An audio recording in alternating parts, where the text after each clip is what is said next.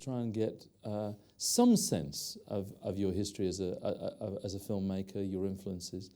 And you talked about it a bit this morning, but before we get to the bit where you make your first film, The Clockmaker, The Watchmaker of St. Paul, I just wanted to sort of recap. It was something you talked about really well in your film, A Journey Through French Cinema, but how you became obsessed by movies, because it seemed to happen to you from a very, very early age. You know, very early on, it became your major passion in life. And perhaps you could just explain how that came to be.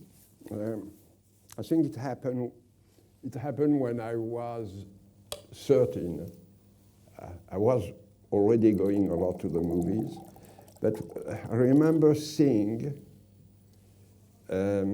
within 2 or 3 or 4 weeks, 2 westerns of John Ford. She Wore a Yellow Ribbon and For Apache.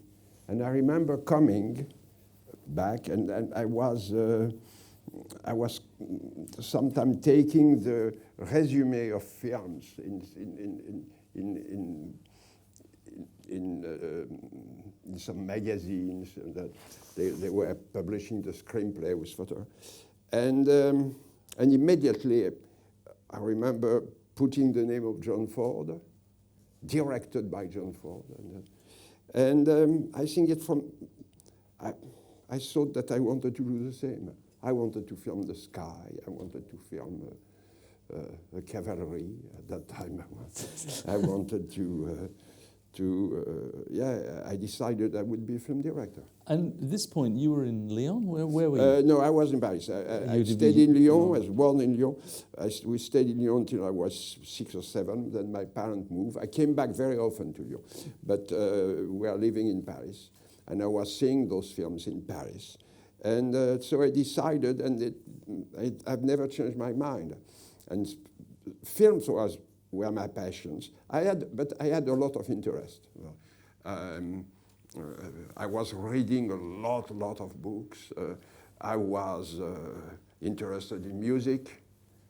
Well, that comes out in your cinema, and we'll talk about that as well. I was going very often to the concert. I remember, all kind of music. Classical, opera. I remember being very bored the first time I went to see an opera. Very, very bored, but loving later on, 6 or 7 years later, loving Tales of Hoffmann. Remember? Seeing, I think it was within maybe the same fortnight, I saw Tales of Hoffmann and Miles Davis live. The Miles Davis wow, that's quintet a contrast. with Barney. When he went to France to record the music of the Louis Malle. The film of Louis Malle. And so I was going to. I was interested by a lot of things. I was not one of those people who will only see films. And there are other things which did not interest me a lot. I was not interested by cars. By that. But your parents were not keen on your obsession with cinema. No. My father was who liked going to the cinema. He took me very often to see films with him, but he was mostly. He had been a poet. He had created a magazine during the war, which was one of the few. There was 3 or 4 magazines which were not pro-Vichy, right. Called Confluence, and they publish a lot of well-known writers and poets, from Giraudoux to Aragon. In fact, my parents, my father and my mother, protected and hid in their home Louis Aragon, who was a very well-known communist poet, researched by the German, and he stayed, I think, 10 months in our house. And he wrote one of his most famous poems called Il n'y a pas d'amour heureux for my mother. It's dedicated to my mother. And I have the original at home. That's remarkable. and my father, this magazine had some problem with the censorship several times with Vichy. Yes. With my father, it is in this magazine that for the first time you could read, I think, 3 or 4 chapters of For Whom the Bell Tolls, The Hemingway, the Hemingway novel that my father had translated. And it's not, let's say, it's not a pro-fascist book. Even in the Hollywood adaptation, the word fascist is never pronounced. Yeah.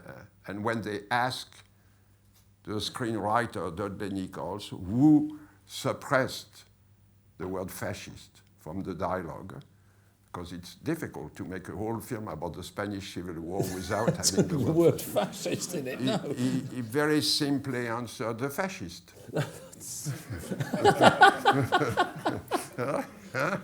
Which is the best answer. So that was your family background, but they wanted you to be a lawyer, or no? They wanted me to go to study political science, to be a lawyer or something in politics, and I didn't want, so I resisted. And that I did some resistance of your own, and then I won. And you became a film critic, and then you became, and this obviously is a source of many of your stories and anecdotes and your passion for a whole range of filmmakers is when essentially you became a publicist with your great friend Pierre Richion, who just died, who was responsible for discovering about 40 directors several years before everybody. I mean, going from being the first to fight for Joseph Losey, but also to discovering, the first one to discover the talent of John Borman. He released his first film with the Dave Clark 5 already, to Jerry Schatzberg, but also to Lino Broca in the Philippines, King Hu, Wu Tsao Tsien, I mean, hundreds of directors, which James Lester Perry, and rehabilitating a lot of American directors.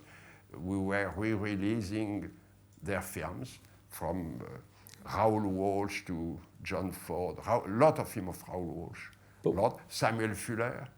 Who came to live in Paris, didn't he? Who came to live in Paris. Yeah, after the tremendous success of Shock Corridor. Yeah.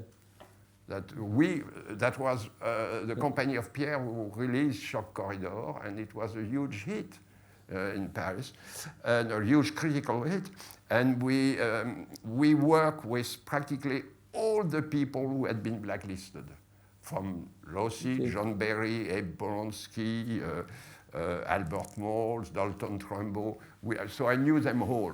I work with them all. So you're immersed in this extraordinary position where you, and I think you've said on several occasions, you only actually worked on films with filmmakers whose work you admired and liked. Yes. That was your kind of philosophy. That was our philosophy. We are not publicists taking a film for money. We wanted to love the film, and we defended some film, but we were very, very badly paid sometimes.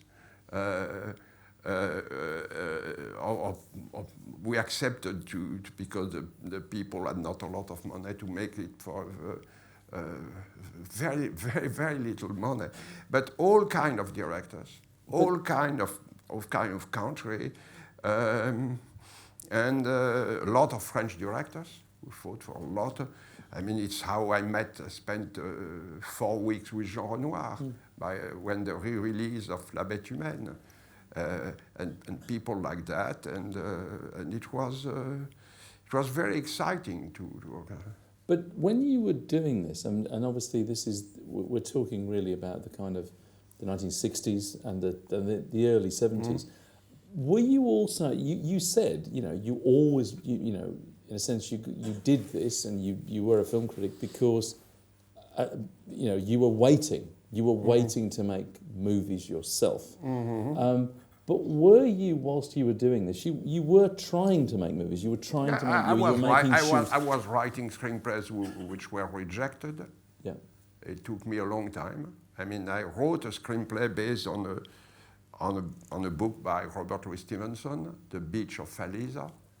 And I wrote the screenplay, and I had the agreement of Jacques Brel and James Mason. James Mason said that it's a book that he knew well, and that was the best adaptation he ever read of the book. But I could not make the film. I never found the money. I was betrayed by a producer linked to the New Wave, Pierre Bromberger, who betrayed me completely. He was trying to sell my screenplay to other people and get me off the film. Right, okay. And I wrote an adaptation of a book by Alexandre Dumas, who later on became the basis for the original screenplay of Let the Joy Reign Supreme. Right, okay. So I was trying to make films, but I could not. Until The Clockmaker. But in between that, technically, were you were doing shorts though as well and things like that? I had done 2 shorts which were very bad. I was not happy with them. I find they were childish, they were immature, they were a kind of imitation of American cinema. I had received rather good reviews, but I decided to stop and to make a feature, my first feature, only when I was ready to do it, to deal, to be a grown-up and not do that, not do an adolescent kind of film. And the fact of having 2 children helped me to grow. And so when I felt I was ready, I did a draft. I had tremendous admiration for Georges Simenon. And I took a book of Simenon, which the action was taking place in the States, and I decided to transpose it in my native city, that I knew that would help me too. Yes. And I wrote a 30 pages draft, which contains most of the scenes of the film. And I went to Philippe Noiret. And did you know him? Did you know? I had met him because I had worked on the release of a film which I liked, of Peter Yates, called Murphy's War. Ah, yes. Yeah. With Noiret and Peter O'Toole. Yes. And Noiret had a tremendous admiration for Peter O'Toole. I mean, Noiret loved a lot of many British actors. I remember when I made a film called, in France, Daddy Nostalgie, These things with Doug Bogart, yeah. With Doug Bogart. When he learned that I was going to work with Doug Bogart, he called me, and he says, "You will be delighted with him. You will be delighted." I mean, he's wonderful. So I had met Noiret, but briefly. So I called him. I called the agent. He gave the screenplay. He called. He fixed me an appointment. He says, we should have lunch. And I will never forget that lunch. And during the lunch, he says, I'm doing the film. My agent advised me not to do it, but I will do it. I will do it. And so because he accepted, I could find somebody who decided to finance the screenplay, with the complete screenplay, with which I decided to hire Orange and Bost. Yes. Not, contrary to what has been written sometimes, not because they had been attacked by Truffaut or excluded by the New Wave. You never hire people for such a reason. I mean, I'm not going to, I mean, making a film, it's taking 16, in the case of Clockmaker, it took 3 years of my life Yes. between the time of the writing. So you don't hire collaborators, very important, just to fight a war against a critic. I mean, to fight that war, you write an article. You don't spend 3 years of your life. I wanted to work with them because I saw a lot of the film they had written. I thought the attack were completely unjustified, that when there was a thing which was not, was debatable, in 80% of the case, it was because of the director, not because of the writing. The writing was great. It's because it was filmed in a close-up when it should have been kept in a wide shot. Things like that. But just to pause you there for that, because I think it's important to recognise for people who aren't as familiar necessarily with French cinema, is that these two screenwriters are, their career is extraordinary in terms of the history of French cinema, and you were going to people who Truffaut had attacked, but had written some of the greatest films in French cinema. And contrary to a lot of people who are going on taking the attack of Truffaut and going on writing and that, I saw the film, and I judge when you see. I saw some of the film Orange wrote alone in the 40s. I saw the first film he wrote with Bost called Douce by Claude Autant-Lara, which is a masterpiece. It's a masterpiece. And it has a scene in Douce. I mean, it's done in 1942 film, and it was released at the beginning of 43, where you have a countess, wonderfully played by, what's her name? Marguerite Moreno, who goes with a governess to visit a family of poor people who live very high, I mean, under the roof. And there is a great line by Orange who says, when she says to the governess, "Have you noticed that the poor always live very high?" And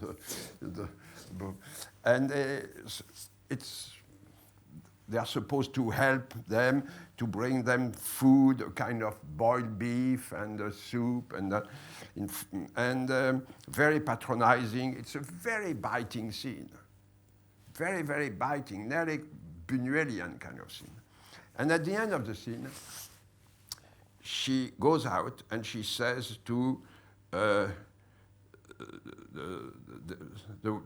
poor woman, poor and old woman, "I wish you patience and resignation," which were some of the words that Maréchal Pétain was using in most of his speech at the time. Right.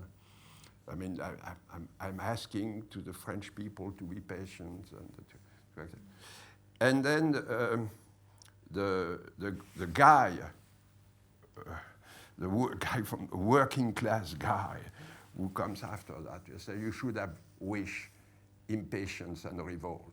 And remember when I saw the film, I thought to myself, I want to work, one day I will work with the people who wrote Impatience in Revolt when my country was occupied, when there was one of the worst regimes we ever had.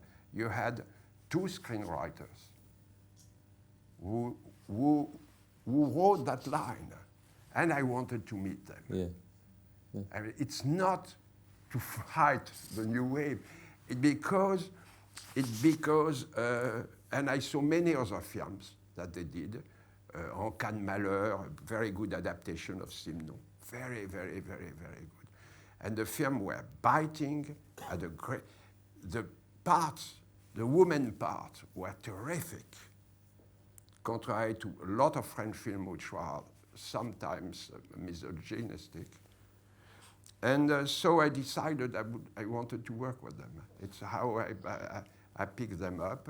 And the last reason, which was rather smart, I had worked I said on with many blacklisted directors, and I saw how enthusiastic they were when they had the opportunity of coming back. Yeah.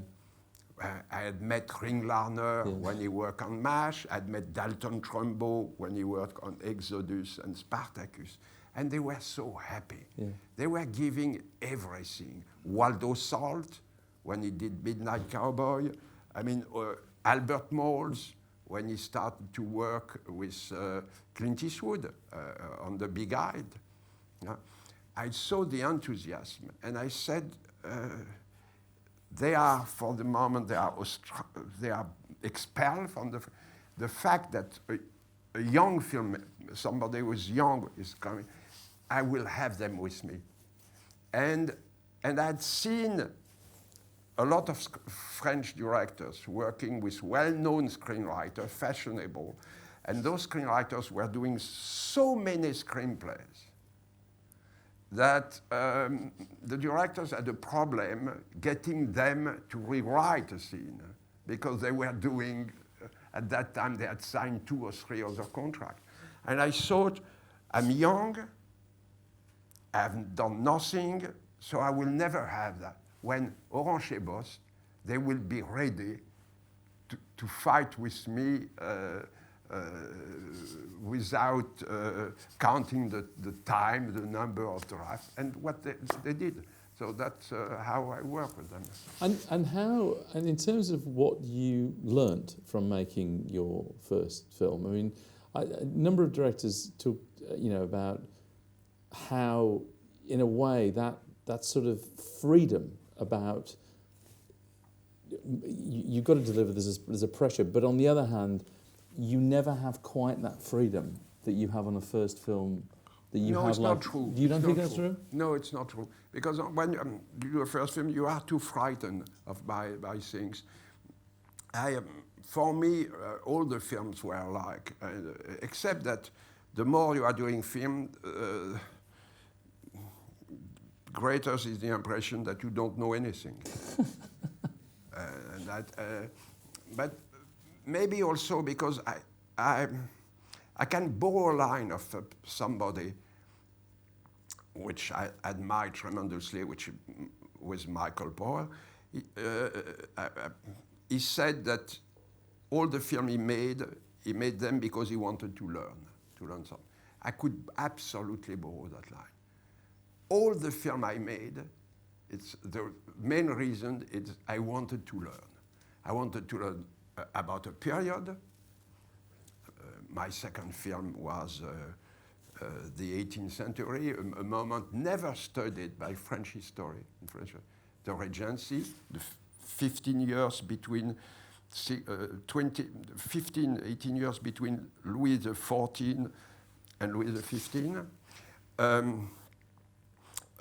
On a special criminal case in The Judge and the Assassin, and which had very barely been studied, and I think it was very, very, very timely when it was. Well, the thing about that, and we actually have the trailer of Judge and the Assassin because we're going to talk about noir obviously as well, and is that this must have been one of the first films. I don't know in front, but this is about a serial killer. Yeah, this was, I think, one of the first films about a serial killer, and a serial killer in the countryside, not in cities. I mean, he killed little shepherd and shepherdess. I mean, kids who were 12, 15, he was sometimes raping them, boys and girls. But in the country, it was always happening in a rural environment, not in the city. And but he was supposedly to have killed about 15 or 16 persons. And he was judged on only one murder, because they did wanted to incorporate the other murders, because that would increase the possibility of being considered as a madman. Right.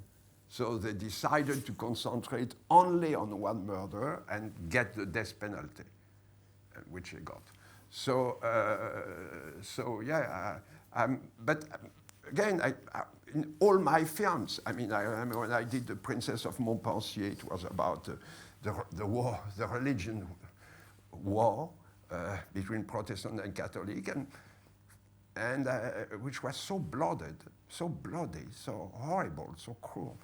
And doing The Electric Mist, I learned a lot of things about part of America I knew nothing about, which was southwest Louisiana, southern Louisiana. I mean, all the films, when I did the film about the cops, I mean, fighting against the dealers, the drug dealers, but not greatly organized. The guy who was selling drugs in the subways or near the school.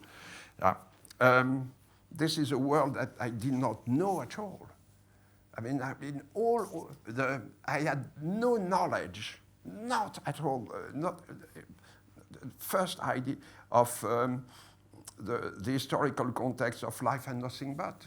And it's what I was discovering, which was, I was enthusiastic about it, and I wanted to communicate what I was discovering to the audience. That was the motivation for all the films. And I can see that in terms of your passion and interest in contemporary culture, in terms of politics and society and history. But I want to go back to we were making a joke earlier on today about Howard Hawks and about the, one set of critics over kind of analysing and trying to project certain kind of theories onto his work his practical work. And I want to come back to you about the practicalities of becoming a filmmaker. And you've decided you've made your first film, or you're making your first film with a group of actors. You've made some shorts and you've written, but there's a whole kind of physicality and technicality about making movies as a director, about how you're working with the actors, how you're working with the crew, where you're placing the camera. And how did you learn that? I learned it by seeing films, looking at it, but I learned it also when I was a press agent on, for instance, on the first film I worked. I was with Godard, with Chabrol, with Agnès Varda. I was going in the editing room. I was on the set sometimes, and then I was seeing how they were editing the film. I learned that. Right. I did my first work. I did the trailer for Platoon 317. I wrote the text, and I worked with my editor to find a shot to cut it. So I was learning being a press agent, I was learning how to release a film, the relationship with the cinema, right. the problem of the projection, how to advertise. I mean, I learned a lot of things, practical. Then you cannot learn direction. You must have it or you don't have it. You can learn a few rules. Be polite, but you must have an instinct. You must. I talked to some directors. Sometime I was getting something, knowing that it could help me. I could use it. I mean, a director said when I did not know what to do, I was asking for a very elaborate shot. Very complicated, so that was giving me 1 hour and a half, and during that I was thinking, and I was getting, Jacques Tourneur. Jacques Tourneur gave me some ideas which I used after that in a lot of films.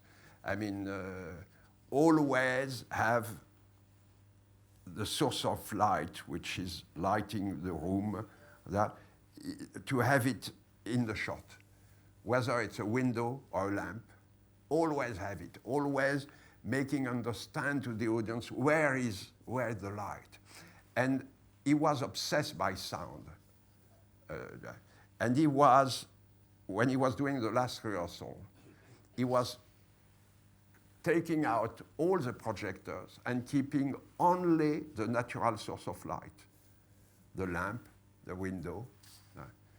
And he said, when I was doing that rehearsal, the actor was speaking 25% lower. And I was saying, this is exactly the level. He says, and he told that to me. He said, I was hated by the sound mixer. Because in all my films, when you see I walk with a zombie and cat people, it's very rare in horror film, but the people speak very, very softly. Yeah. They whisper sometimes. And I learned that from him. I learned that importance of a light. He says you can save a shot by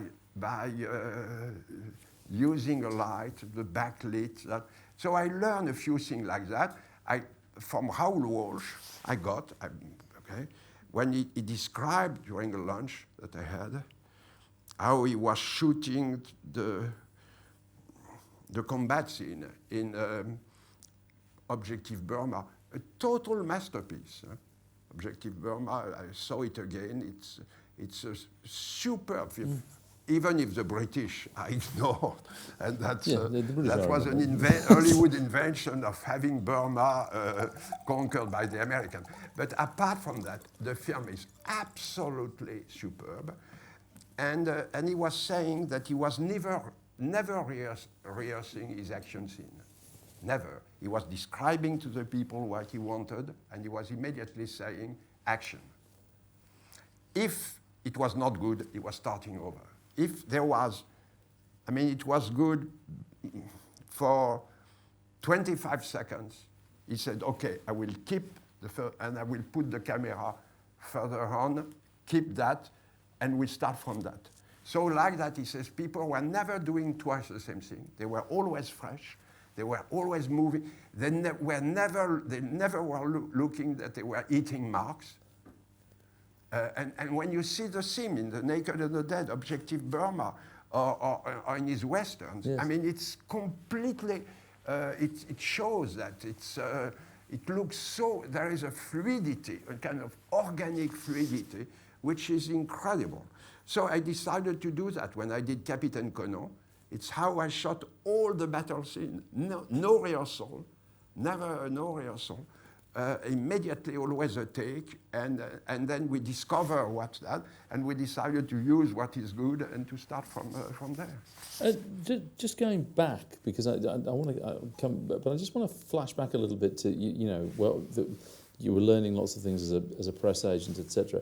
But I also wanted to ask you, because there was an awful lot of political and ideological tumult during this period in the kind of 1960s, that obviously the whole Nouvelle Vague thing, but 68 happened, and how aligned, because you were learning, you were immersing yourself in contemporary movie making, but you were immersing yourself into classic filmmaking. You were learning all these things and interviewing these filmmakers and working on their new films and working on other people's new films. But how aligned or caught up or related did you feel to that kind of political kind of upsurge in the 1960s? Because it doesn't seem to be a fundamental part of your filmmaking. When you came... A lot of them are political. I made... Clockmaker is a film which is very, very much... it has a lot of... it's very reminiscent of the spirit of the Condé of 68. You can see that in many, many details, in the attitude of the communist guy who is torn between the party line, which is condemning the leftists, and in fact his friendship with... that was not in Simon. That was something that I brought. But I had the chance. My parents taught me. My father taught me a lot of things about resistance, about fighting against he was working with the MOI, the FTP MOI, the organized group of resistance formed by the migrant workers, the foreign workers. So I had that background. And I think for 68 was for me something very important. It was destroying. It was destroying something which was stiff, which was there was something rotten. I mean, in the France of de Gaulle, with all the admiration for de Gaulle, because he was a guy, and my father was very, very Gaullist. He never was communist. He was Gaullist. But 68, it was a very healthy reaction. In the cinema, sometimes I found out that the people were becoming dogmatic, and mostly it was a little bit after 68. A lot of people and a lot of intellectuals became Maoist. And I was not. And very early, I mean in 1970 or 71, I read the book of Simon Les, who was the first guy to really write those wonderful, very documented essays against Mao. I mean, Les habits neufs du président Mao, the new clothes of, based on Anderson, the story of Anderson, the new clothes of the king, the new clothes of President Mao, and Ombre chinoise. And those books prevented me of ever becoming. And one of my greatest admiration was George Orwell. Right. I've always been a super fan of George Orwell. I was reading his essay, I was reading his short story. I think the short story Shooting an Elephant is one of the most brilliant British short story. So I had that, and I think Orwell, Simon Les, so I could take everything which was good about 68. In 68. I mean, the woman could not, a wife could not have the right of having a license without the agreement, to drive a car without the agreement of the husband. I mean, it was crazy. I mean, French was backward. The right, the vote, the woman vote, was only imposed by de Gaulle in 45. It took a general, a French general, to impose that. No other democratic government, including the Popular Front, had imposed it. But it had become, everything was poisoned by the Algerian question, the fact that the government was saying that it was not a war, it was just a police operation, when they sent hundreds of thousands of people to fight against the Algerians. And all of that created something that, I mean, there was a reaction against, from the leftists, against the dictatorship even of the Communist Party, who wanted to rule everything. Although they were fighting for sometimes some cause which were just. So I was in the Cannes Film Festival when it closed. We had a few films. I was the president of the film which was forbidden to be projected, where people getting on the curtain. It was a film of Carlos Saura. Yes. Peppermint Frappé. I remember I was with Carlos, and he was there, and he had accepted the fate of his film, which would never be shown, and he was rather sad. He said, I regret because I am one of the rare person in Spain fighting against Franco, and that was a possibility for me, for my film to be more known, and it was allowing me to go on working against the dictatorship of Franco. And so in the name of the revolution, they were forbidding an anti-Frankist director to screen his film.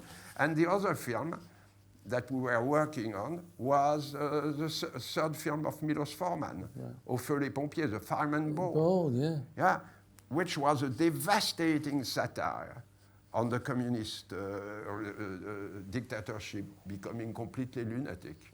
And I thought that there was something wrong. Yeah. There was something a little bit absurd in that. I thought the fight for certain values were great. And after, when all those people later on became really the slaves of the Maoism, I mean, all the intellectuals, the French, a lot of French intellectuals, and they supported Mao. The way they had supported Stalin during a lot of French intellectuals had supported Stalin until even after 1956. That was difficult. That was difficult for me. I always consider myself as being a Democrat and sometimes being very much opposed to the right wing, but sometimes I found the extreme left. I mean, all the French, most of the French intellectuals and most of the regime supported the Redneck who murdered 2 million of people in Cambodia. I mean, the regime, the Redneck they were still at the seat in 1989 in the United Nations. I mean, like they had been overthrown in 1980 or 81 by the Vietnamese, but still 8 years after, they were still considered as the people you could talk with, forgetting that, and Valéry, the president of France, was receiving them. Same from America. People who murder more than 2 million people. I mean, and destroy the culture and destroy.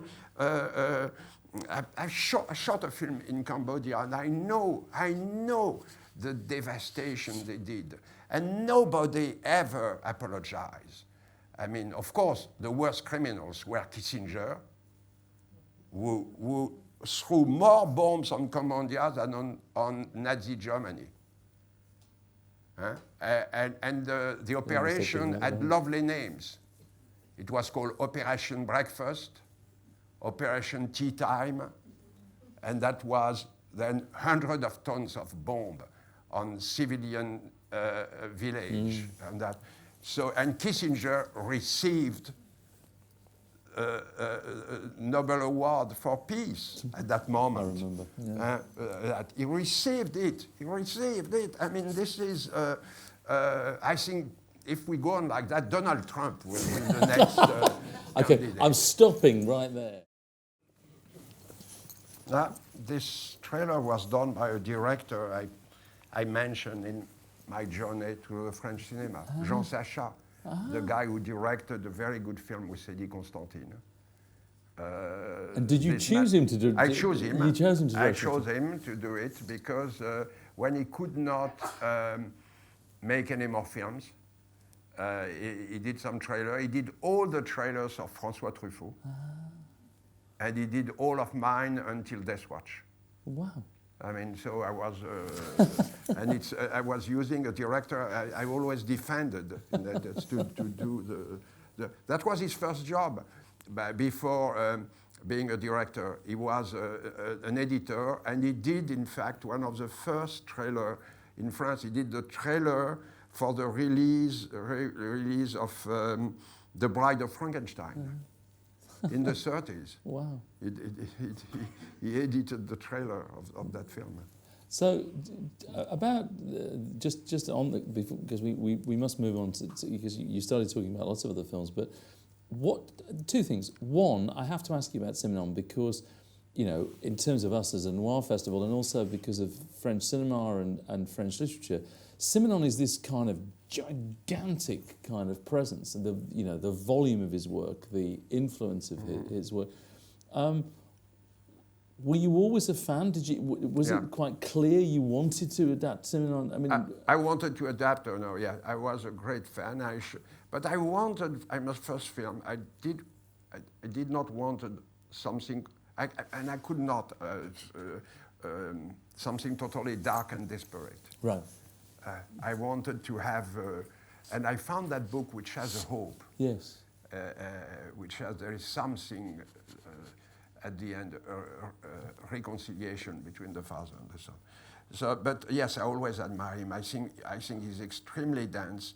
His obsession, Simenon, was to get what he was calling the naked man, the man deprived of the clothes of the society, of civilization. So to get what is under this, what is the real person, that was his obsession. And very often he got that. He was writing about characters, and I was always doing something. You had two types of crime writers in France at the time. You had James Hadid-Chase, yes, and Simenon. And most of the adaptations of James Hadid-Chase are very bad. yes. They are dull, very bad, because he only writes about plot. And the plot is always about money. How to get the insurance money, how to kill somebody to get some house or the money she has. It's only about money. And it's not something human. And all the adaptation, with the exception of the film of, maybe the film of Patrice Chéreau and the film of Robert Aldrich, yes, are very, very, very bad. Very bad, dull, and for most of the Simenon film adapted by Simenon are interesting. Yes. And right from the 30s, why? Because the good directors already understood they had a character, they had a conflict, there was something really interesting. Even in the Maigret, yes. In the Maigret you have that. I mean, deep inside you have an emotion. Which is so. Yes, I wanted to do that. I do think though, and I do think that, and people may disagree with me here, but I do think that the problem with Simenon is, in a sense, Maigret, because there's so many television series and so many dull television series made from Maigret, you know, and we've had endless amounts of them in Britain. There's one now that's, you know, being made by ITV with a very famous British comic actor, which I personally think is awful. Yeah, but some of the films, some of the films are great. Some of the films, I mean, the Duvivier film, La Tête d'un Homme, is very, very good. Renoir film is interesting, La Nuit du Carrefour. The two Simenon with Jean Gabin, the third one is bad. But the two Simenon, especially the first one, Maigret étant un piège, is a wonderful thriller, wonderful film noir, very well written by Michel Audiard. Very, but Maigret, I mean, there were several Maigret which were, I mean, the American never succeeded. I mean, The Man on the Eiffel Tower is very, very bad, and Charlotten is very hammy in it, something that Maigret should not be. Maigret is a kind of, is very, very dense, is laconic, is looking. Jean Orange, very bright mind, said, Maigret is not a cop, he's a novelist. And he absorbs an atmosphere. So you get that. And I thought that was very, very rare. Yeah. And I asked Simenon if he wanted to do to play Maigret in a film I would direct. Really? I had decided I would have him play Maigret, which I think was a very, very intelligent idea. But he said no, that he was not an actor. But I thought that was very smart to cast him as Maigret, because Maigret, what he does mostly is looking, absorbing, trying to understand the soul. And Duvivier understood that. Duvivier understood that so well that he had a scene of where Maigret was questioning a suspect. And Duvivier, like many French directors, had written the lyrics of a song. And he decided to use that song, which is sung by somebody in an hotel room very, very next to the room where Maigret is. And with that, he cut all the dialogue. So you have one shot, which lasts about 3 minutes, where Maigret looks at the guy, and you hear the song, and the suspect says, she sings well. And Maigret, you know her? And he says, I've never seen her. And it's when Maigret knows that he is a murderer. I mean, this is an incredibly modern scene. I mean, having that no dialogue, and you feel, because Harry Bohr is one of the most underrated actors. Now, he's a genius. I mean, it makes you feel that, and that you have that with Simon.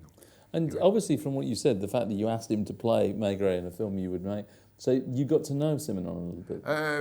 I never met him, by correspondence. Oh, by correspondence. I mean, I wrote him so many letters because he always said that he wanted to be paid, and he was never giving a free option. And the money he was asking was always the same. Always the same. It was never changed. But I wrote him so many letters that at the end he said, yes, okay, you have 1 year of free option, right, which he renewed. And then he said in an interview that he had liked the film. Oh, he did say he liked the film. Yeah, he liked the film very much. And then he sent me his daughter. His daughter came to me and played a small part in my second film. Fantastic. Marie-Jo Simon, who killed herself after. Killed herself very young. That was a very bizarre family. I mean, Simon. So moving on, what you made The Watchmaker, you made Judge and the Assassin, which we also have the trailer from, and we can show, and what led you, because this is obviously a different kind of exploration of crime and noir, because it's a period film, it's about a historical true incident. And were you researching? Did you stumble across this extraordinary story? I mean, how did you find out about a kind of 19th century serial killer? When I was working with Pierre Bost, Jean Orange was somewhere else at that moment, so I was talking with Pierre Bost, and I asked him if he had, because Orange was completely disorganized. He never had archive, he was losing everything. Bost was very, very organized. He was a Protestant, that very straight, wonderful man.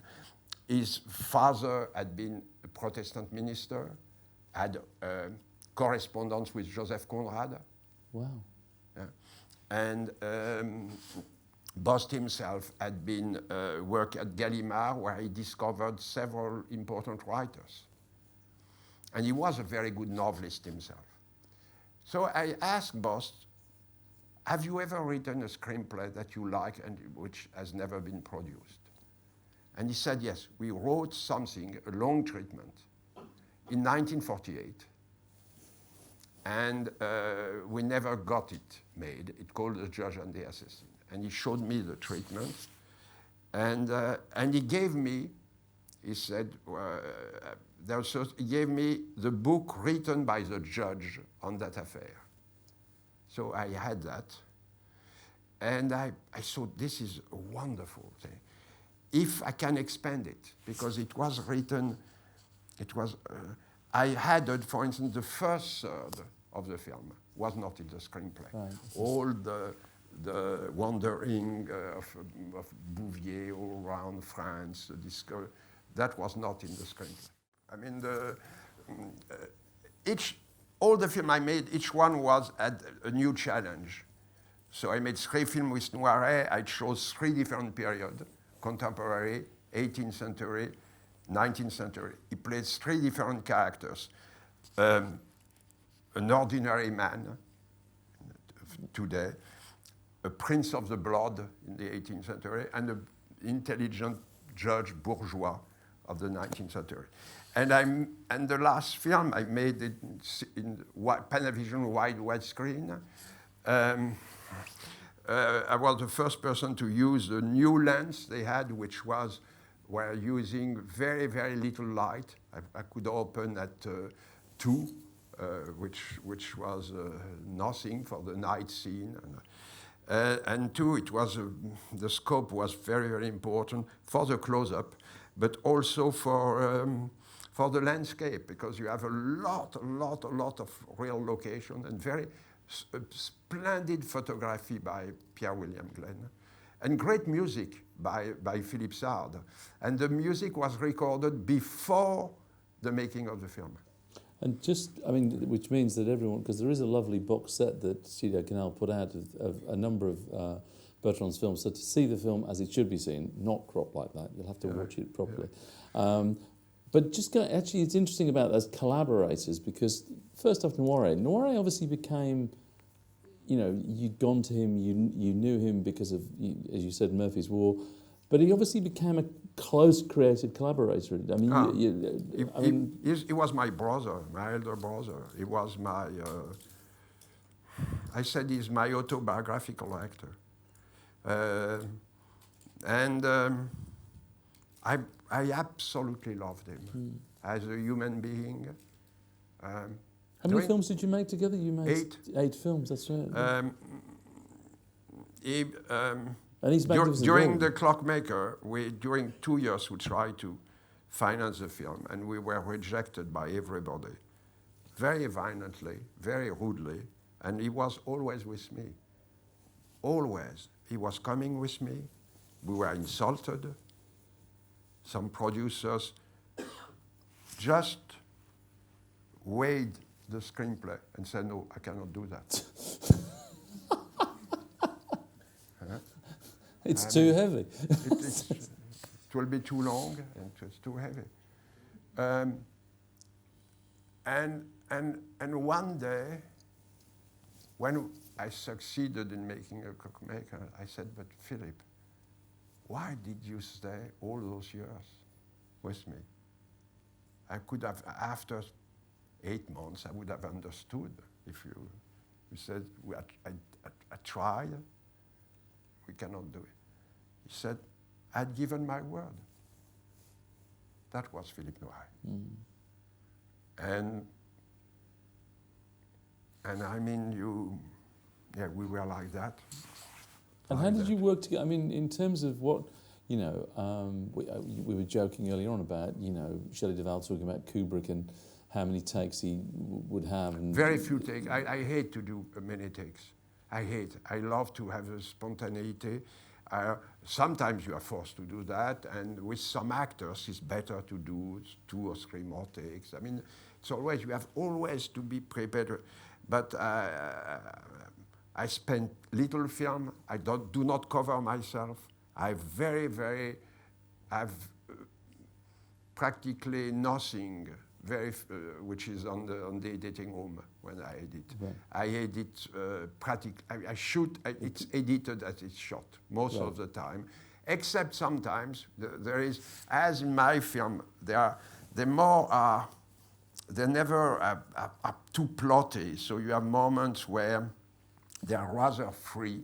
So my editor used to say there is always a difficult reel 7. he invented the number, but there was a reel where sometimes we could change the order of the scenes, not cutting inside, but changing the order, because they got, and sometimes, the film were always changing, evolving during the direction. Like in many films, the ending is not the ending which was in the script. Right. The ending changed during the making of the film. Like Sunday in the Country, Life and Nothing But, Beatrice, It All Starts Today. Well, when you say during the making of the film, do you actually mean during the shooting of the film? During the shooting, I suddenly realized at the ending of Sunday in the Country, I had shot it. I don't think it was good, and I thought I made a mistake. We came to a point of the story where we must not talk anymore about familial relationship. It has been dealt with. We must go somewhere else. And I decided to have the painter come back to his house, be in his studio, take a look at what he was painting, decide that it's not good enough, so following his daughter, taking off, taking a blank canvas, putting it, and looking at it. And something new will be started. So that was all improvised on an afternoon. It was not in the screenplay. Yeah. At the end of Life and Nothing But, normally, Sabine Azema and Philippe Noiret were leaving each other. And during the making, I always edit during the making. And when I saw the scene edited, all the scenes between Noiret and Sabine, I said, but they cannot leave each other. It's impossible. It has been, this is abstract. That was decided before they were acting. So it took us a while. Jean Cosmos wrote several endings, and then I came with the idea of a letter that Noiret is writing to Sabine. I wrote a first draft. My co-writer, Jean Cosmos, took it and did. When I received it, I thought that was a gift. The way it transformed my idea and made one of the most moving love letters I think I've ever heard on the screen. And really moving. The words he wrote. I mean, I was lucky enough to work with extremely talented screenwriter. And you have noticed that in the trailer of The Clockmaker, I put the name of the screenwriters. Which is, doesn't happen in trailers, no. For me, it's important. That doesn't mean, I always believe that a film, the film is made by the director. But the importance of the writer are enormous. And I was lucky enough to choose some very, very good screenwriters, whether they were people who have been working a lot before or new, because I started the career of many people who had never written anything before working with me, including a cop in L627. We'll come on to that, but just let's go back to the, because we've gone through, you're managing to make films every few years in the 1970s, and then it seems to me, and we must talk about Coup de Jour because this is the extraordinary film. We've actually got a clip from this. But it seems to me, and you've talked about, you've just referenced Sunday in the Country, but there's this period which sort of, from 1980 right through the kind of, which is an extraordinary purple patch where you're making films very frequently, and you're making extremely diverse films, and you're incredibly prolific during this period. It seems that the 1980s were an amazingly prolific period in your filmmaking career, where you... It's out of luck. It's because I was lucky enough to... I always had a lot of subjects, but I had a good relationship with some distributors. Working with Alain Sard, who was very, very, very nice. I mean, there are so many factors, so many things we went us in the making of the film, which will explain why a film was postponed of 2 years. So luck is very important, although that I think basically you create your own luck. But so many accidents can happen. I mean, around midnight, came out of an accident, a meeting with Irwin Winkler, a discussion between Irwin, Martin Scorsese and myself. And we had been working as press agent on some films of Irwin, Leo the Last, for instance, and They Shoot Horses, and Taxi Driver. No, he didn't. I don't think he did Taxi Driver.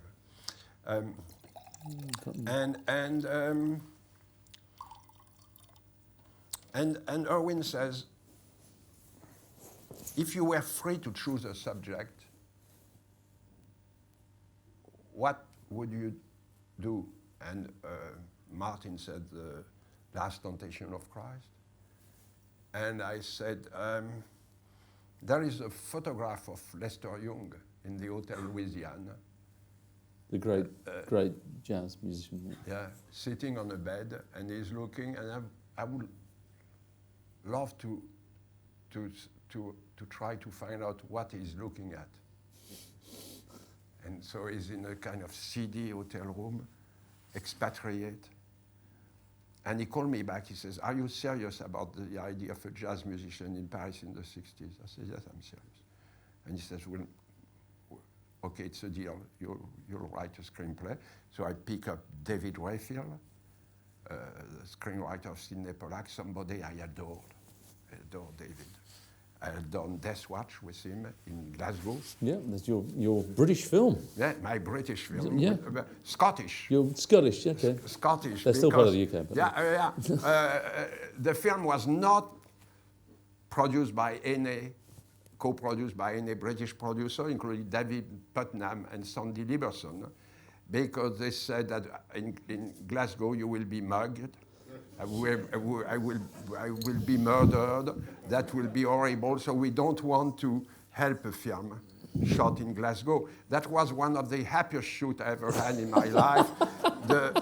I had the whole framework. This is 1980. 1980. 1980. Yeah. The people were always welcoming us. They were invited everywhere. It's probably because Sandy French. and David were going to get mugged because they were Brits. You were French. Yeah, maybe they would have gotten mugged. And the worst thing that could happen to us is people telling us, why did your king let us down on the Battle of the Boyne? He says, I'm not responsible. I don't want to be judged on that. He says, you let us, you did not come to our support. And I mean, that was done a few centuries ago. Yeah, that was the worst thing that happened to. It was a Scottish film, and a lot of Scottish actors from the theatre, a lot of, including a guy, Robbie Coltrane. Yeah. That was his first film. Yeah. He's playing a small part, and they discovered Robbie Coltrane. Yeah. But he was the screenwriter from Death Watch, which also was screenwriter of Sidney Pollack. Was Sidney Pollack, who very often uncredited. I knew by Sidney that he had written a lot of films without having his credit. Right. Always, Sidney was calling when a film was not working, and so he could fix the screenplay. Right. Like he wrote nearly half, even 2/3 of Jeremiah Johnson, right, without having his name. He always told me that Milius contributed to the idea, the main idea, and one line, brilliant line. He says, "Where are the Rocky Mountains?" He says, "You go straight, you turn left." That was a line by John Milius, which is very, very funny. And said the other screenwriter, a couple, what was the name? It's a couple, husband and wife. Anhalt, right. Edward and Edna Anhalt. They said the only idea is bring the cavalry. But it's David who had the idea of the cavalry going through the Indian graveyard, which create a danger. I mean, it's something very, very bad they should not have done. I mean, but David mostly wrote, I mean, the silent scenes, very little dialogue between Redford and the Indian wife and the baby. And David was, he was somebody completely unique. He introduced me to a lot of poets, to Wallace Stevens, to Willa Cather. To Willa Cather. He always had he was repeating something that Cather wrote, that whatever is on the page, without being specifically named, that can be called creation. Wonderful life, wonderful beauty. And I discovered with him My Antonia. We thought about trying to adapt My Antonia. I wanted very much to adapt My Antonia. But at that time, the Willa Cather estate refusing to sell the rights for filmmakers. I think it changed 10 or 15 years after. But for me, it's one of the greatest American novel, My Antonia. So you called him and asked him to write the screenplay for Around Midnight? Yeah. I had met him during the shooting of Bobby Deerfield. Yeah. He was there on the set. He was not so much writing on it, but he was there just to answer the question of Al Pacino. Right. Because Pollack could not stand anymore because Pacino was asking 200 questions a day. So David was just there to listen to the question and answer. Do I say, is it and or is it just we take out and we can have a beat? So I was seeing that and I said, even if they give me $2 million, I don't want to make a film like that. I don't want to be able to, and I think now, Pacino became, who is a superb actor. Yes. But I've seen him on the set of Revolution. Yes. With Hugh Godson. Yes. When Hugh Godson said, you are running there to hide behind the wall. And he says, why? He said, and Hugh Godson said, a whole army is shooting at you. He said, but this is not enough. I've been in war this is my 20th day, 30th day, this is my first day. I mean, just running and jumping behind a wall. I mean,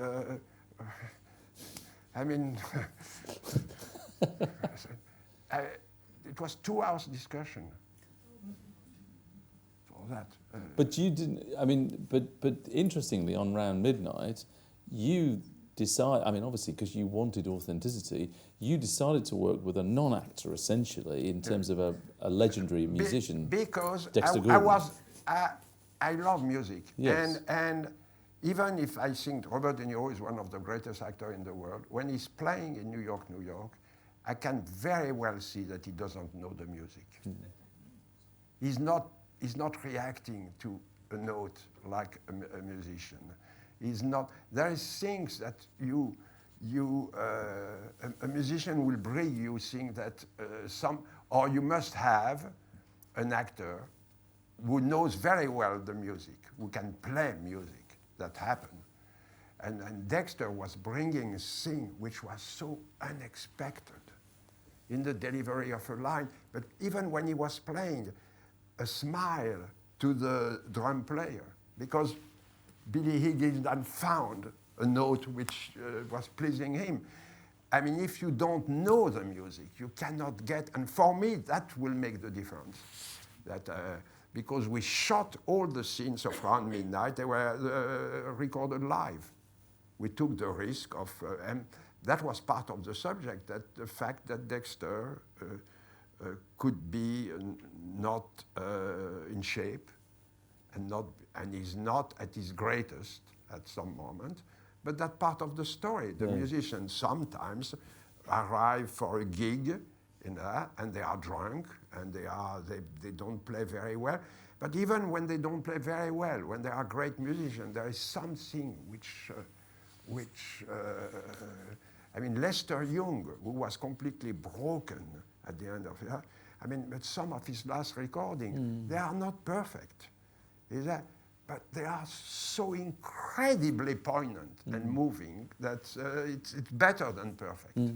I mean, his version of "They Can't Take That Away From Me" at the clarinet is, for me, I cry every time I hear that.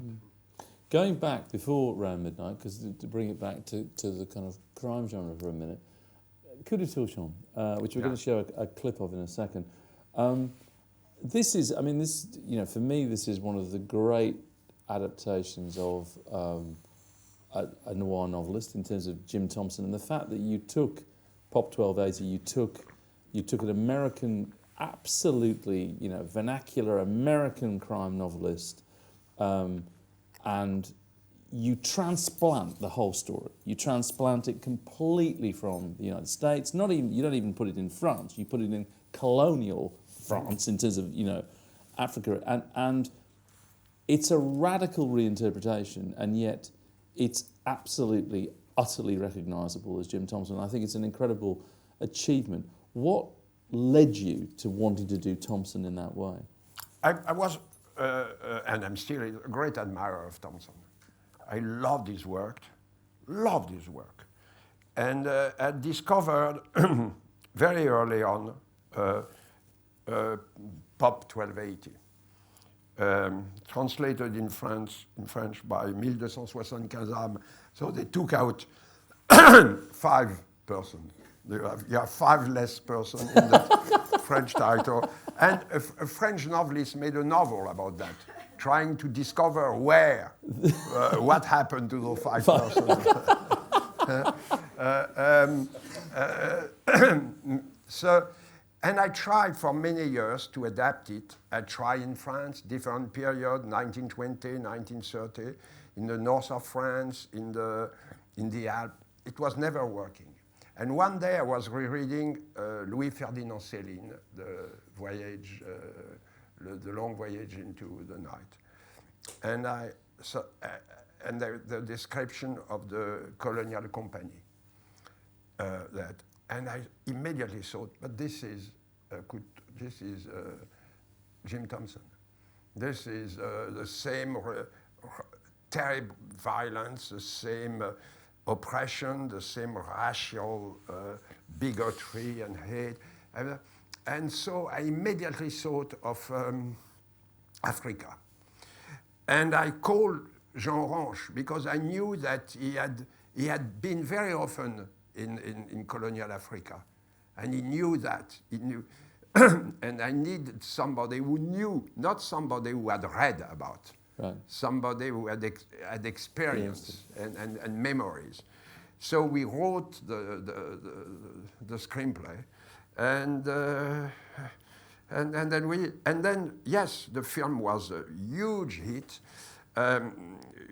It received great reviews. I mean, also in America, one of the best reviews I've ever, and one of the most pleasing, rewarding, was an essay by Donald Westlake, a writer I adore. Yeah. I adore. And a lovely man, who said the best adaptation of Jim Thompson was made by a Gallic director. It's the most faithful, the most intelligent, the most deepest. And he says, and I did one. He said, because I wrote the adaptation of The Grifters, and it's less good than that Bertrand Tavernier did on Coup de Torchon. So Donald Westlake, I had 2 novelists who praised this adaptation. The other is a Spanish writer. I don't know if he's known in England. A very, very good crime specialist, I mean, called Manuel Vasquez Montalban. Oh, yes, he is. Yeah, he is. Yeah. And Manuel wrote in a literary magazine, he said, it would be the dream of any good writer to be adapted so intelligently in the cinema that Thompson was by Bertrand Tavernier. So having Manuel Vasquez Montalbán and Donald Westlake, which I consider those people more interesting than some film critics. I mean, because they know more.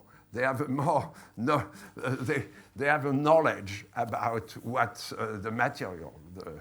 Well, it's a certain serendipity, and actually brings us right back to what I was saying at the beginning about Shot in the Dark, because Donald Westlake was a guest here in the 1990s of the original Shots in the Dark. So it's a lovely little connection between the festival and you and him.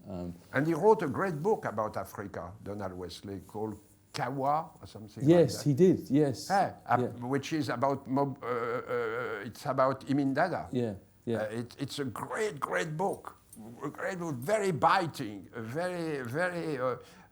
I never understood why it was not adapted, because it's a very tough and great novel. What I like about that scene is that it captures just in the singing before he kills them, it captures that grotesque and kind of absurdist humour of Thompson, which I think is one of the most difficult things to actually conjure. That because the irony in Thompson is so powerful, the satire in Thompson is so powerful. The satire, the comic and the metaphysic in Thompson, it's always hidden. It's there, and it's very difficult. And the first adaptation of Thompson were completely ignoring that. Yes. Completely, they were just adapting the plot. Thompson is full of traps. It's full of.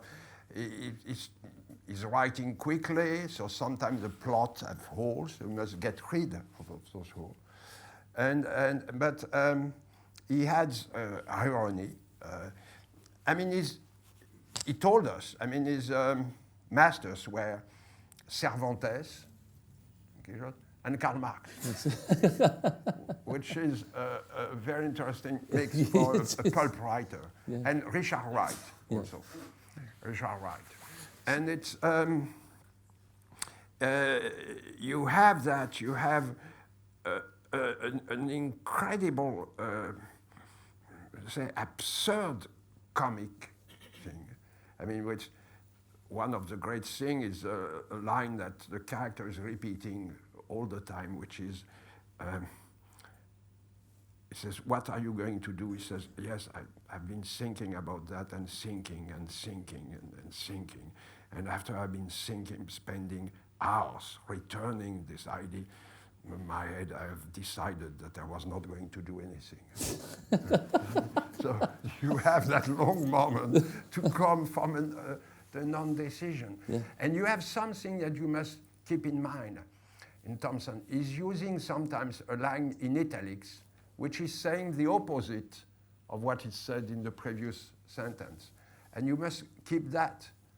You have in a book called Hell of a Woman, the ending is only made about that. The ending, you have it's told by the first person. The guy says, "Things are doing now much better. I feel better. I'm cured. I'm no more.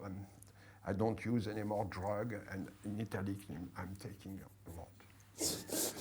I live in a beautiful apartment. It's a stinking rat hole. I mean, so everything, and this is incredibly difficult. To adapt.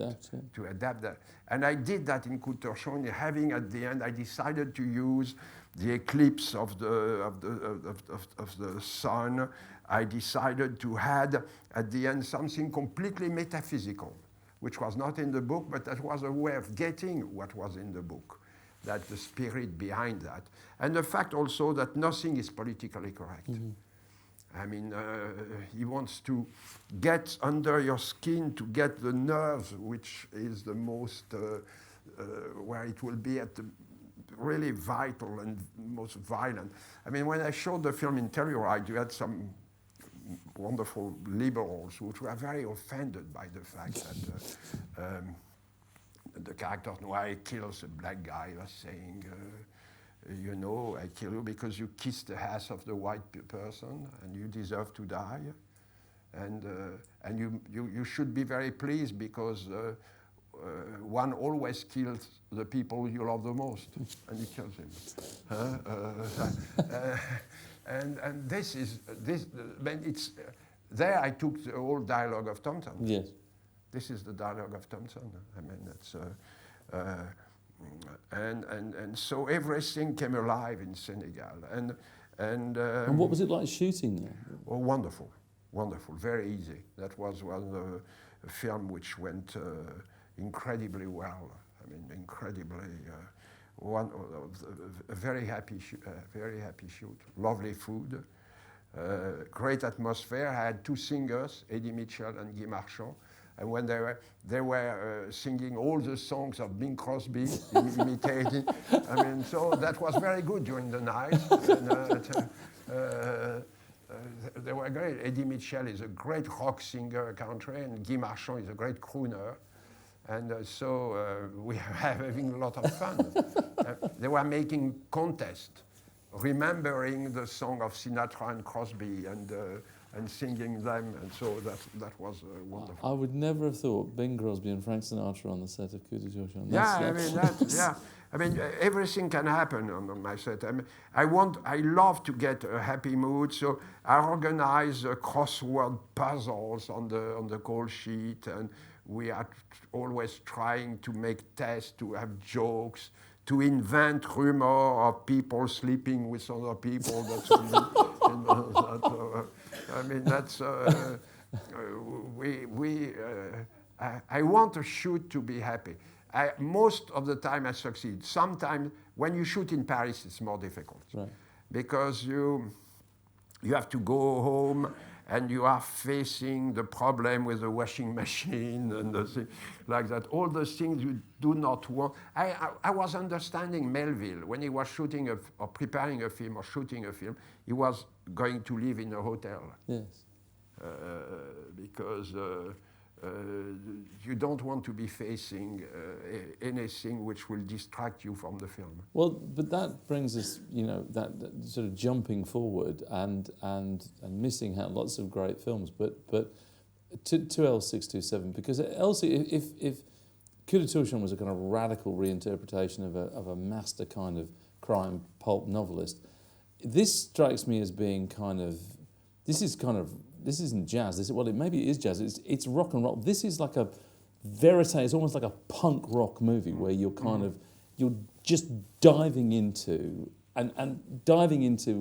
very contemporary, very realistic, very verite, authentic, and it strikes me as being a very angry film. It was angry about the way that the cops were depicted in many French TV series, where they were. Always the set were wonderful. The places to work was beautiful sets, and again the film happened as a kind of accident. I wanted to do a film about the cop, and my son Niels had just acted in a film, and he was playing a young cop, and his advisor was a real cop. Right. And he told me, I met somebody who was very interesting. Do you want to have dinner with him? I said, yes. And I had dinner with that guy who was an investigator working against the drug dealers. I mean, I said, what we call a dealer casse-croûte. The dealer was sent, not the people who are having 100 of kilos of heroin at the frontier, but the people selling 20 grams in the street or in the subway. And he had been working for several years. And he started to tell me stories. And I have never seen the police like that. Because a lot of French film, the French crime film about the police were very much imitated Melville. And Melville was imitating the American films. And his cops were not French cops. Right. I mean, the place where they were working were not like that. And so the imitation of an imitation was becoming the reality. Right. And suddenly I was discovering something different. Mm-hmm. And I came, he took me to the place they were working, which it was called the first DPG, in a former hospital, not far from the Champs-Élysées. And they were working in 2 shacks, but really shacks, where it was raining inside. When it was raining, the table and the chair had things they had found in the garbage collected. Nothing was the same. They didn't have 2 similar chairs. It was incredibly hot. The road, it was not paved, so it was very dusty. And I discovered that, and that was a shock. And I said, my God, we have never seen that in a film. I want to show that. I was hearing the Minister of the Interior says our priority is fight against the drug dealing. And then the people were fighting, were working in conditions that I think no workers would accept. I mean, that was reminded me of the people in the trench during the First World War. I mean, spending their life in the mud, having no real food, freezing cold. When the Germans had some real shelter built, they had been for 2 years. It was made out of cement, and the French general who knew that, it took them 1.5 years to react to that news. That the fact that the Germans were building things which were very safe for the soldiers and not the French. I mean, and it was the same for the cop. And it seemed that no minister was knowing that. They were working, the car were not working well. And to get, they never had the money even to buy the battery in the radio, so they were buying themselves with the pocket money.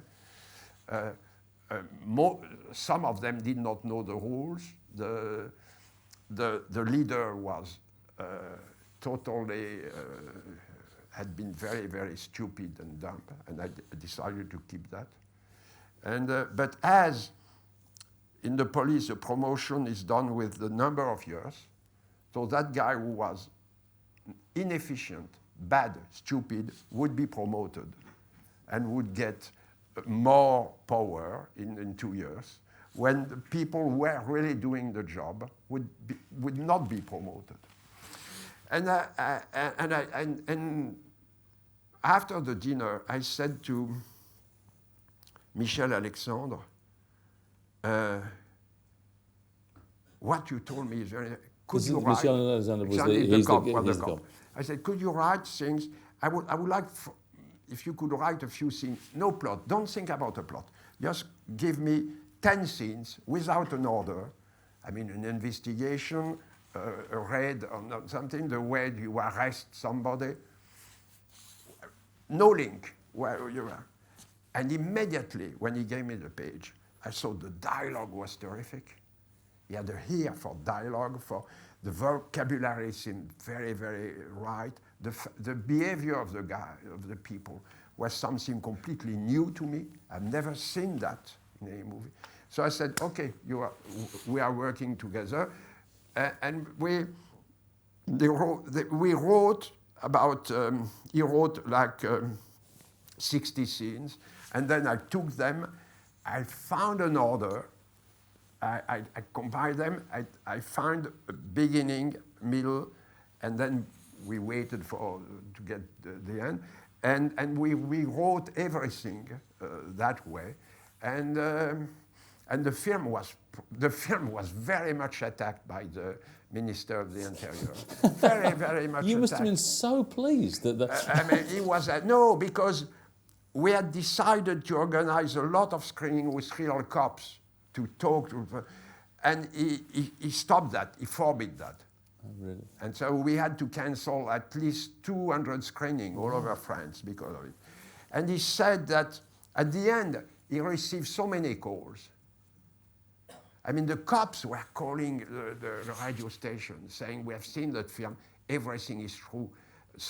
One of them said, I felt I did 2 hours of overtime. Watching that film, which is one of the greatest compliments I ever received. Let's see the clip. Let's see the. Just a little snippet, the L607. I realise we're running out of time because we've got to have a little break before Bertrand comes back and kindly introducing the Electric Mist. So I think I'm going to stop asking questions for now, and I'm going to open it up for 15 minutes in case you have questions. I'm sure you do. And I think we've got microphones here. So if somebody wants to put their hand up and ask a question of Bertrand, please feel free, and I'll redirect it to you, but just wait for the microphone to get to you. So, I mean, I'll say I can carry on talking for the next half an hour to Bertrand, but this is a very rare opportunity to ask him questions yourself. So please fire away. Question there. I'd like to... Okay. Yeah. I'd like to know how you found cinema in America when you went there.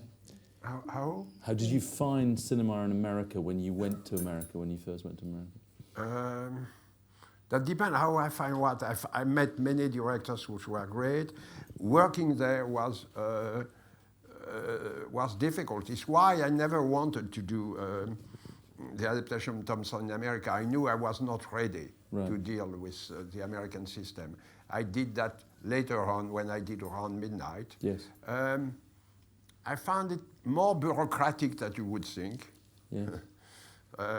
John Le Carré said America is like Russia, but the people have their pants pressed. That's the only difference. And there is something true about it. I think the system in America, I think the crew are enormous. Yeah. Enormous. I mean, the French crew I do film with 1/3. I mean, just for instance, the gaffers, the electrician, the gaffers. Yes, the gaffers. I have four people in the crew, 5 in something of when you do a period film like Montpensier, like The Princess. But on this film, on L607, there were 3. On the Electric Mist, there were 14. 14. But as my DP was saying, I had one brain, somebody who has half a brain, and I have 12 porters, 12 people who carry. Yeah. That's all. In France, I have 4 persons, but you have a chief, but the 3 others are formed, they want to become chief. Yeah. So they are studying the way you light, and they very quickly understand the way a DP is working, and so they are anticipating. And especially in America, they have rules which are completely stupid. Like the shutters are not on the projector, are not put by the gaffers, but by the grip. Oh, the grip. Yeah. But the grip know nothing about lighting. And that doesn't make sense. No. So the DP always has to come back because the grip do not put the shutters well. They do not find a good angle. They are not. That is not their job. I mean, you have plenty of rules like that, which are. Apart from that, you have people, individual people, who are superb. Yeah. The actor always come with knowing everything. I mean, they are used to work, especially in television, with people who are not directing them. Yeah. So they prepare. They are completely prepared. Right. I mean, working with all of them. And I met people. I met one of the best sound engineer. I met a great operator and Steadicam operator, which I use after in The Princess of Montpensier. Exactly. I took him in France. Yes. A great composer, Marco Beltrami, great composer. So you have people, but on the whole, the crew is heavy. They are not moving fast. I mean, Bruno de Kayser, when doing Electric Mist, was always saying this is l'armée des Indes. It's like the army in India, the British army. We are moving slowly. And it's true. And they have rules which are horrible, like the penalty meal. That when you are doing a scene, every 6 hours you must give a meal where the people are seated. Yeah. And in France, it's about the same rule. But if you have not finished a scene, you will ask the crew, are you giving me half an hour to finish? Because that will finish the setup, the place. You will be. All my film, I've had that. They always say yes, because sometimes that helps them. We finish the scene, then they can take out the material. Here, we are only allowed to finish the shot. Right. And then we have to stop. And if we go on, there will be a penalty where we'll pay a sum which will double every 11 minutes. And I remember that Tony Scott, the brother of Ridley, yeah, when he did Déjà Vu in New Orleans, he hated stopping for meal. He hated. So he ignored the penalty. And so the people were paid, he was paying them. And the guy, the key grip and the key electrician, they told me that one of them won $98,000 in 2 weeks, just with the penalty meal. The penalty meal, which means when you have a crew of 200 persons, that explains that a film can cost 125 million when you have that kind of things. I mean, that when you are paying just $90,000 for 2 weeks. It's extraordinary. I mean, so that makes things difficult. And you're about to, but you are preparing. Your new film is going to be in America. Yeah, and I know now I can anticipate some of the problems. Can anticipate. Another question somebody would like to ask. Here.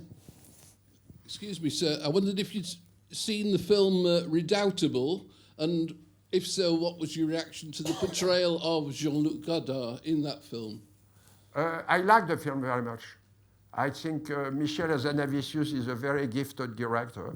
I think Louis Garrel, it's terrific in the film. And I like the tone because it's amusing, it's a satire, but at the same time there is a kind of admiration for but I find it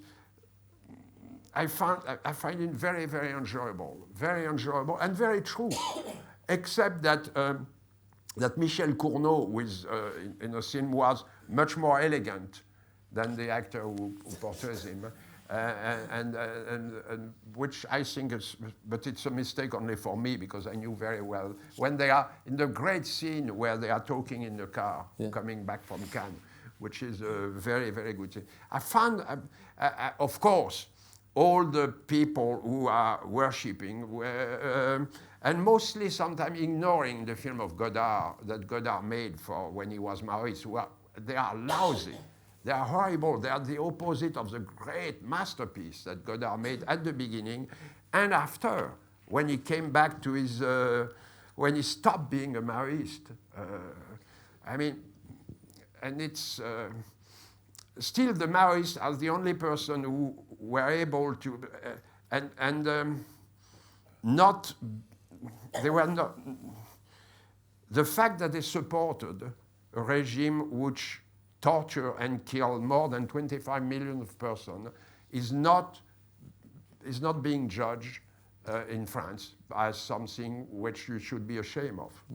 I mean, if you had supported the Nazi regime, you would be, even for a few years, you would be, some people, for instance,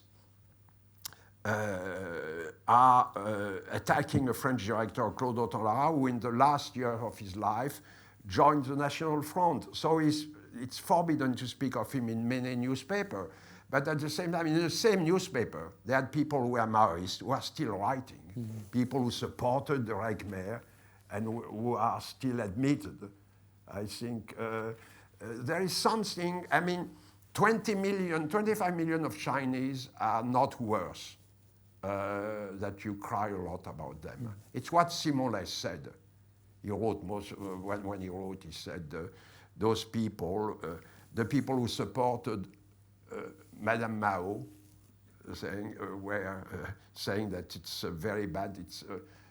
They were ignoring what Madame Mao did, the murder she committed, the people, and they are ignoring the same 125 intellectuals of the world who supported Madame Mao when she was judged, are ignoring the workers, the women workers, being prosecuted for asking a little more freedom, and they will be sentenced to 25 years of jail. There is nobody supporting them, nobody in America, I mean, in those intellectual or France or that.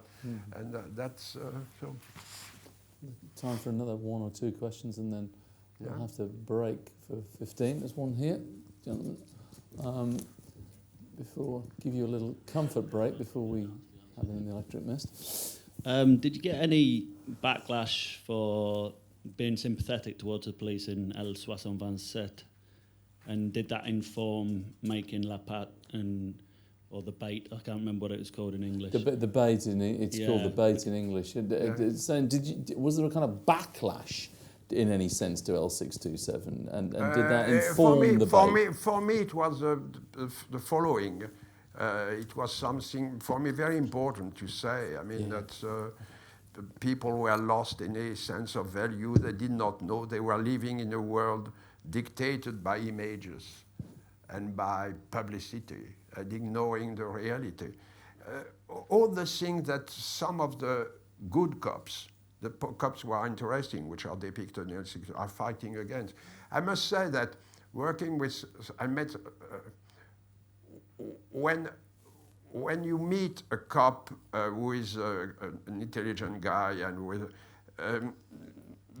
and I met several of them, many of them, they are the most interesting person I ever met in my life. They have a knowledge of human life, which is terrific. And then I made the film immediately after. It was about people who were totally irresponsible. Totally irresponsible. I wanted to understand them, but not to excuse them. So I had to find that narrow line. And I was trying to make a film which would be responsible about irresponsible people. So I had to close the door. I never showed torture. I never showed the violence. I always closed the door. I always was showing, this is my opinion, the effect, the consequence of violence. And and I got a wonderful phone call from Alain Resnais, who said, you always close the door at the right moment. And that was exactly the point where, and people thought that I was attacked by somebody on the radio saying, you put a lot of blood, you see. I said, I didn't have enough money to get blood. So we were never showing that, except on the trouser. And I'm very proud of that film. I'm very proud of L627 and The Bait. And I think the L627 has been judged recently by the COP as the most relevant film about the police by the cops who are film buff. And they all said everything which is in L627, it's now, it's all the issue we are dealing, except that it's 10 times worse. What you described was the golden age of the police.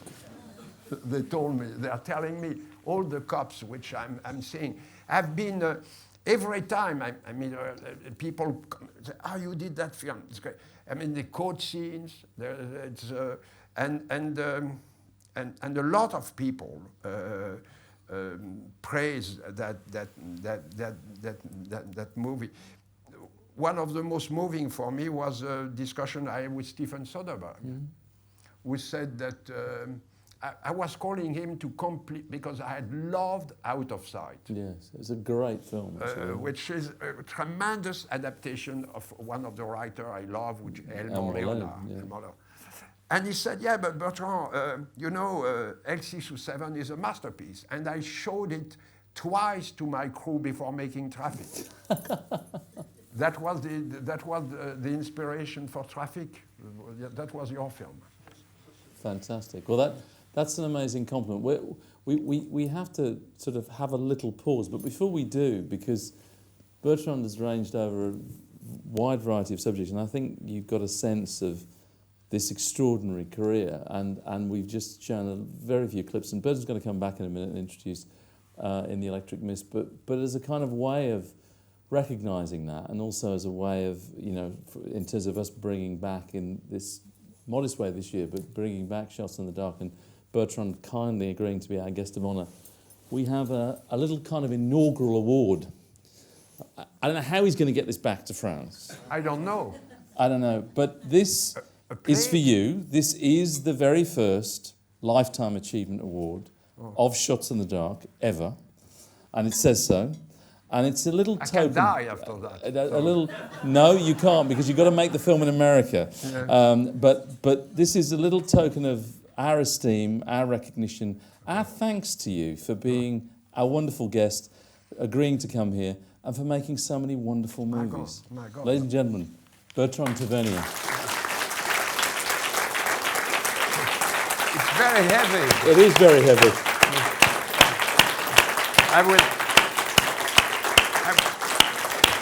I don't know how I can bring it back. It will be considered as a weapon. No, we'll find some way. It will be a weapon. It can be one of those Australian things. It's like a gigantic glass frisbee. If I can just hold it up so you should see there. It's, it's beautiful. It's beautiful. And I have my name all over. That's right. It'll go on the coffee table in your apartment. We will be able to put the sea bass that you ate this morning over there. So, we're going to take a pause now, and then Bertrand will be back. But please thank again our very special guest of honour, Bertrand Tavernier. Just put that down there. I need to carry a luggage.